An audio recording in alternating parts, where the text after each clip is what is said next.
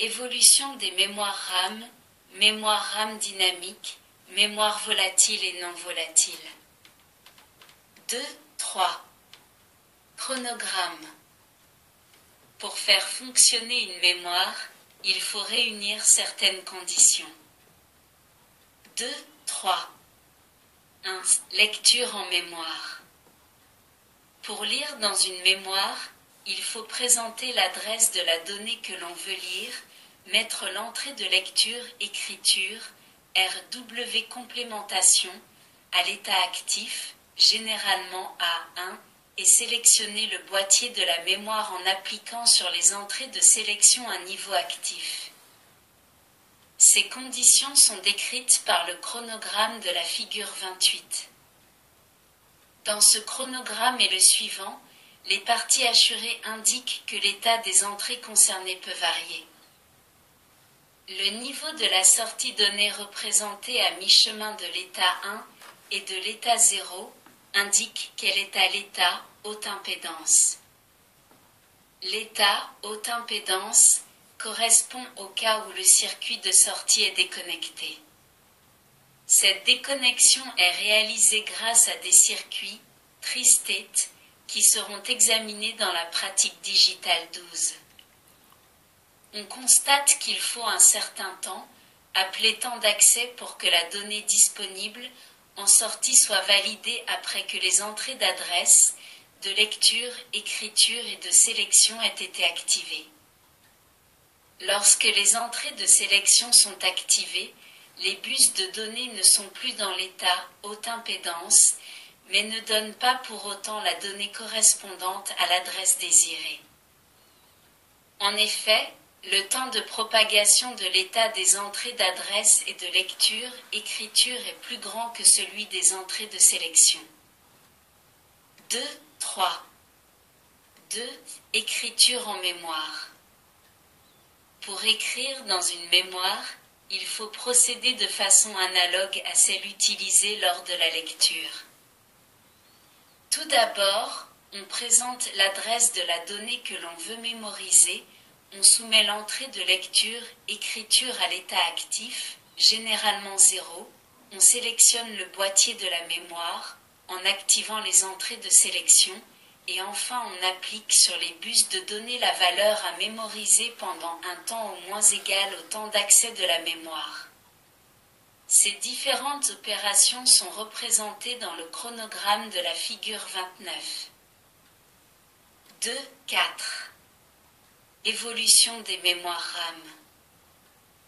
Dans une mémoire RAM statique, chaque bit d'information est mémorisé dans une bascule à transistor qui nécessite au moins 2 transistors. En réalité, pour que cette bascule soit adressable, le schéma de chaque cellule mémoire se complique un peu et se présente sous la forme indiquée figure 30. Les transistors T3, T4, T5 et T6 forment la bascule.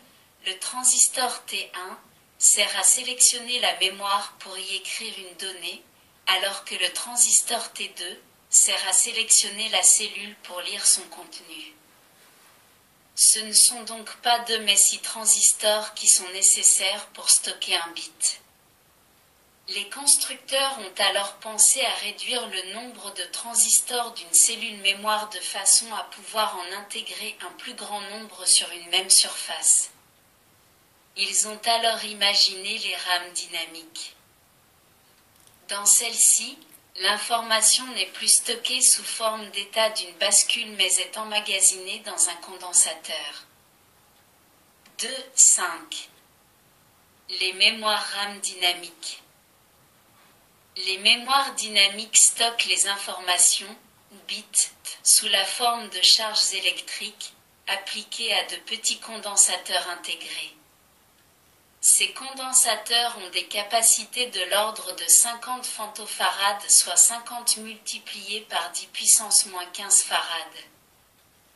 À un condensateur chargé correspond la valeur logique 1. À un condensateur déchargé correspond la valeur logique 0. Sa charge peut être de l'ordre de 500 femtocoulombs, charge correspondant à une tension de 10 volts à ces bornes. Bien que cette valeur de charge puisse sembler faible, elle correspond tout de même à 3 millions d'électrons et l'on peut considérer qu'une charge 1000 fois moindre permettrait encore une mémorisation fiable. Le schéma d'une cellule élémentaire de RAM dynamique se résume à celui représenté figure 31A. Elle est constituée d'un transistor MOS et du condensateur de mémorisation C, qui est en réalité la capacité parasite grille-substrat du transistor. La résistance R, en série dans le circuit drain, est en réalité constituée par un second transistor MOS, dont la grille et la source sont reliées comme le montre la figure 31B. Une cellule de mémoire RAM dynamique nécessite donc en réalité 2 transistors, soit 3 fois moins qu'une cellule de mémoire RAM statique. Cette simplicité permet d'atteindre des densités d'intégration assez élevées sur les surfaces restreintes. À l'heure actuelle, la plupart des constructeurs proposent des RAM dynamiques de 256 kilobits.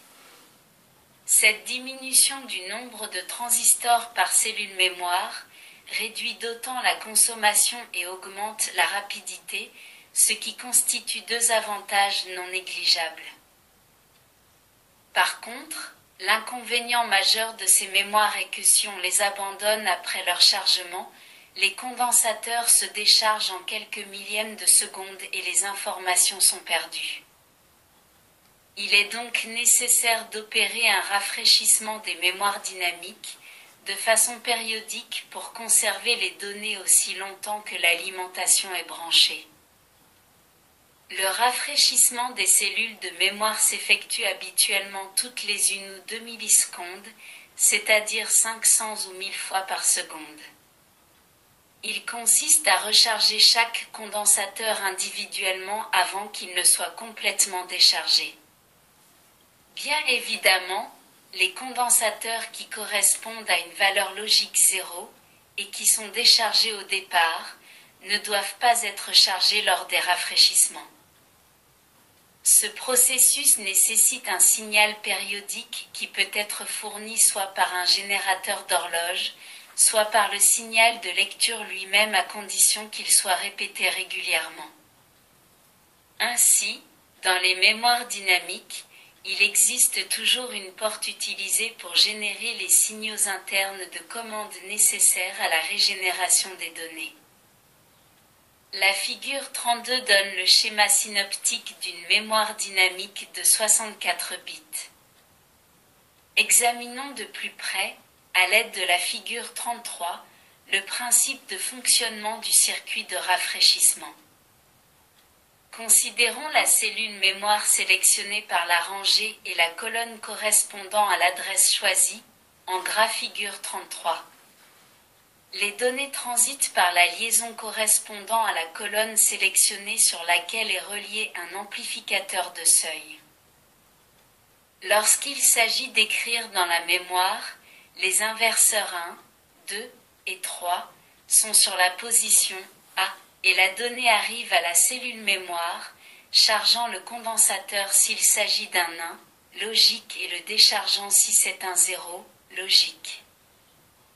Lorsqu'il s'agit de lire le contenu de la mémoire, les inverseurs 1, 2 et 3 sont sur la position B et la charge du condensateur de la cellule mémoire sélectionnée est appliquée à l'entrée d'un amplificateur de seuil. Suivant le niveau haut ou bas appliqué sur son entrée, cet amplificateur bascule dans un état haut ou bas et délivre ainsi sur la sortie le bit mémorisé. Aussitôt après cette lecture, l'inverseur 1 repasse sur la position A et l'état haut ou bas de la sortie de l'amplificateur sert à recharger éventuellement, dans le cas de l'état haut, le condensateur de la cellule mémoire. Lors d'un cycle de rafraîchissement, chaque cellule est ainsi lue et rechargée aussitôt. Pour accélérer le processus, un amplificateur est relié à chaque colonne et toutes les colonnes sont rafraîchies simultanément, L'opération de rafraîchissement d'une mémoire complète consiste donc à lire séquentiellement, en 1 ou 2 millisecondes, toutes les lignes de la mémoire. 2.6. Rapidité des mémoires.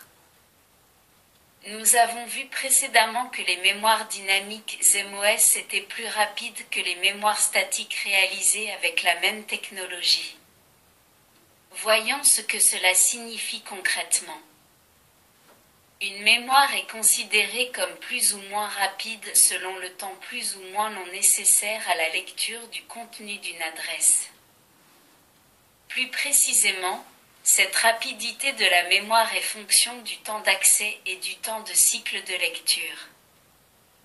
Le temps d'accès est le temps qui s'écoule entre l'instant où la mémoire reçoit un ordre de lecture et l'instant où celle-ci fournit en sortie la donnée contenue à l'adresse indiquée. Les mémoires MOS ont un temps d'accès de l'ordre de 100 à 200 nanosecondes. Par contre, pour les mémoires bipolaires, ce temps est réduit à quelques dizaines de nanosecondes. Le temps de cycle de lecture est égal au temps d'accès, plus un certain temps nécessaire à la mémoire pour se préparer à recevoir la demande suivante. En effet, dans les mémoires dynamiques, lorsqu'une donnée vient d'être lue, elle doit être réécrite aussitôt à la même adresse sous peine d'être perdue. Cette procédure n'existe pas dans les mémoires statiques qui ne perdent pas le contenu d'une adresse pendant la lecture. 2.7. Mémoire pseudo-statique. Malgré les avantages évoqués précédemment, moindre coût, moindre consommation, plus grande capacité mémoire, les mémoires RAM dynamiques ont quand même l'inconvénient de nécessiter des signaux de régénération, ce qui complique le circuit de commande extérieure. Pour supprimer ce défaut, certains constructeurs ont pensé à incorporer complètement les circuits de rafraîchissement dans le boîtier des mémoires. Ainsi, vues de l'extérieur, ces mémoires sont tout à fait analogues à des mémoires RAM statiques. Elles ne comportent plus d'entrée pour le signal d'horloge et ne réclament plus aucune précaution d'emploi concernant la régénération. Pour cette raison, ces mémoires sont dites pseudostatiques. Ce type de boîtier a tendance à se répandre de plus en plus, surtout dans les systèmes à microprocesseurs. Bien des mémoires de forte capacité, à partir de 8 kilooctets, baptisées statiques par les constructeurs, sont en réalité des mémoires de type pseudostatique. 2.8. Mémoire volatile et non volatile. Toutes les mémoires électroniques décrites jusqu'à présent sont des mémoires volatiles, c'est-à-dire qu'elles perdent leur contenu dès que l'on débranche l'alimentation. Lorsque celle-ci est rétablie, les bascules constituant les mémoires statiques se mettent dans un état quelconque et imprévisible alors que les condensateurs des mémoires dynamiques sont souvent déchargés bien que des impulsions parasites puissent parfois les charger de façon aléatoire. Dans certains cas, on a besoin de conserver les informations contenues dans les mémoires même lorsque la tension d'alimentation disparaît. Avec les mémoires RAM, la seule solution est d'utiliser une petite batterie tampon qui entre en service lorsque l'alimentation principale est coupée. Cela est possible avec des mémoires CMOS qui consomment très peu. D'autre part, les progrès réalisés dans la capacité des accumulateurs font que des batteries de petite dimension sont maintenant en mesure d'alimenter pendant des semaines des mémoires CMOS de 4 kilooctets. L'emploi de ce type de batterie est assez fréquent dans les appareils portatifs ainsi que dans les systèmes industriels. En effet, dans ceux-ci, une interruption intempestive de la tension secteur, de quelques millisecondes ou de plusieurs heures, comme il s'en produit de temps en temps lors de panne, provoquerait sans cela une perte immédiate des données. Le coût du rechargement des mémoires avant redémarrage du système est tel qu'il est plus rentable d'y adjoindre préventivement une batterie de sauvegarde. Malgré tout, cette méthode ne résout pas tous les problèmes et dans de nombreux cas, on a besoin de mémoire contenant des informations enregistrées de façon permanente. Un exemple simple est celui des programmes de commande d'une calculatrice de poche qui sont stockés dans des mémoires permanentes dites non volatiles. Leur contenu est introduit une fois pour toutes au cours de la fabrication. Contrairement aux mémoires RAM, qui permettraient l'écriture et la lecture d'informations, ces dernières sont donc des mémoires à lecture seule, d'où leur nom de ROM, de l'anglais Read Only Memory égale mémoire à lecture seule. Ces mémoires ROM seront examinées au chapitre 3. 2.9. Comparaison de différentes mémoires RAM. Figure 34. Caractéristiques comparées de quelques mémoires RAM. Type. Technologie. Mot de bit. Capacité en kilobits. Temps d'accès en nanosecondes. Consommation en milliwatts. Remarque. RAM dynamique. MOS NMOS. 1, 4, 8 bits. 16 à 256. 100 à 350. 30 à 40. Ces mémoires doivent être rafraîchies toutes les 3 millisecondes pour conserver leur contenu. RAM statique. MOS NMOS. 1, 4, 8 bits. 4 à 64. 150 à 400. 150 à 600. Densité plus faible que les RAM dynamiques. Généralement 2 transistors par cellule. RAM statique. CMOS. 1, 4, 8 bits. 0,256 à 64. 100 à 600. 20 à 100. Faible consommation. Peut être rendu non volatile grâce à une pile. RAM statique. ECL. 1, 4, 8 bits. 0,256 à 4. 10 à 45. 400 à 1000. Temps d'accès faible mais capacité, max 4 quits et consommation élevée. RAM statique. Bipolaire TTL. 1 ou 4 bits. 64 bits à 4 quits. 33 à 50. 175 à 500. Chaque cellule est une bascule bistable. 2, 10. Exemple de mémoire RAM. La figure 35A montre le brochage d'une mémoire RAM statique de type 4016 de Texas Instruments de 2 camo de 1 octet. B montre son schéma synoptique.